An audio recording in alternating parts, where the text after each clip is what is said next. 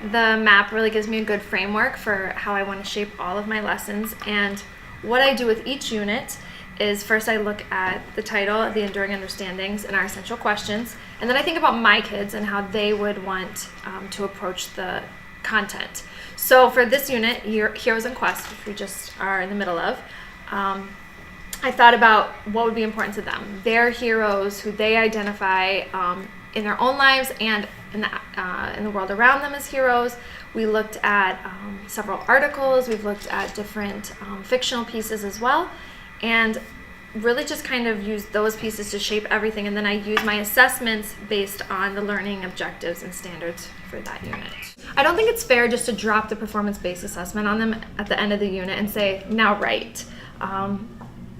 What's the purpose of that? So each part of our unit is working up to that performance-based assessment. So what I can say to them is, look at all the pre-writes we've done. Now bring them together and come up with a cohesive thought or plan for your writing. And it's much easier for them because they've done all the background work. They've structured it along the way. So really they're just kind of like polishing it up and presenting a published piece. So it's not like it's an additional piece. Well, it is an additional piece of work, but it's not so daunting for them. So we do a couple of like checks for comprehension based on the reading that are specific to that text, and then we also do, like, if we're looking at inferencing or something like that, I might just make a skill-based assessment. I have tried the online assessments from the collections text, and it's great because it grades it for you and it populates the scores all in one place, so that's nice. It also allows my students to check in and they can see their scores right away as well, which takes a little of the work off me because I can just, print it out. There's your score, there you go. And then they can see which ones they missed. With the online assessments, I have tried also with the writing piece where they can just type in their answers online. It's a little bit harder for the grading process, but we're working on that. But they really seem to like the ebook too, and being assessed that way. So I think sometimes when people think differentiation, they get overwhelmed because there's so many things you can do, and it doesn't have to be that difficult. So what I did was we all read an article about the same athlete and some of the work he's doing in Africa. The first thing I did was I printed off 3 different lexiles of the article, one for my lowest level, one for my medium, and then one for my honors. So I started with that. Then I created 3 different graphic organizers that corresponded with each of those articles. And I know it sounds like a lot of work, but once you have the first template done, then you're just kind of swapping out the subtitles, the subheadings, whatever, some of the vocabulary and things like that. So you have 3 different graphic organizers. And then the question that I asked them to respond to was the same, but how I modeled it was different. For my lower level kids, they do a lot more talking, and then we jot down answers together. For my honors kids, they just kind of shared out whole class like you saw, and then the writing is more on them. So a lot more of me, like I do, you do, in my lower level, and a lot more you do in my honors. So the first thing they did when they came in, there was a sticky note, and on the board it was a yes or no post-it prompt. So they respond to that, then they posted it around the room. 2 students were selected to share the students' answers.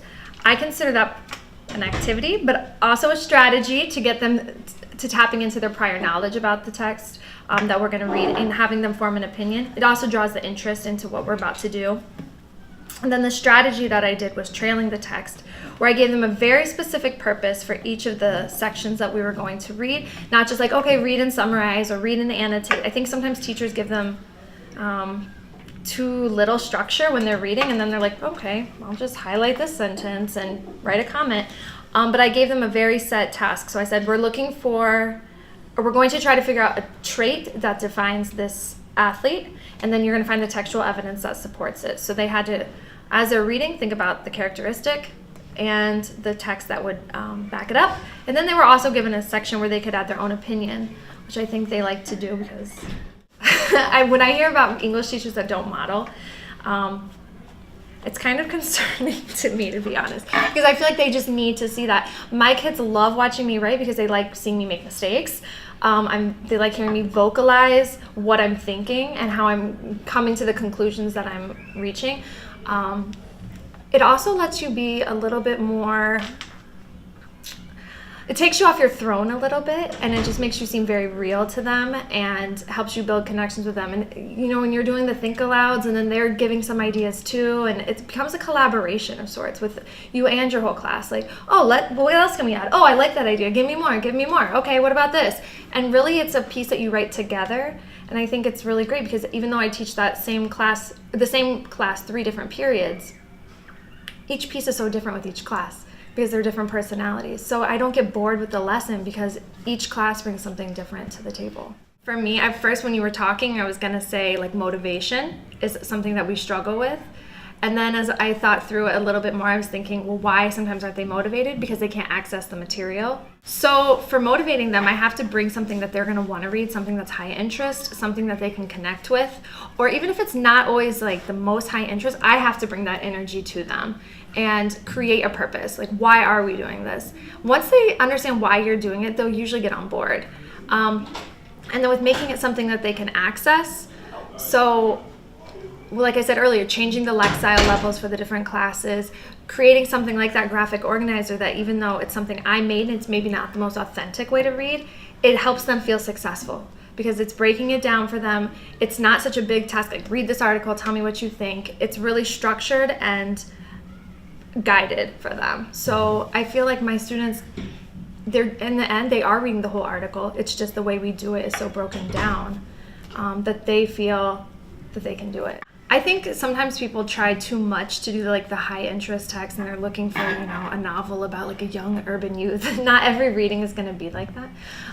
But I think, yeah, if you just find that little way to connect it, whether it's in the bell work, any pre-reading activity that you do, just getting them thinking because they all have an idea what a hero is. They all know somebody famous. I mean, it was an easy connection for me to make with that. We use like News ELA.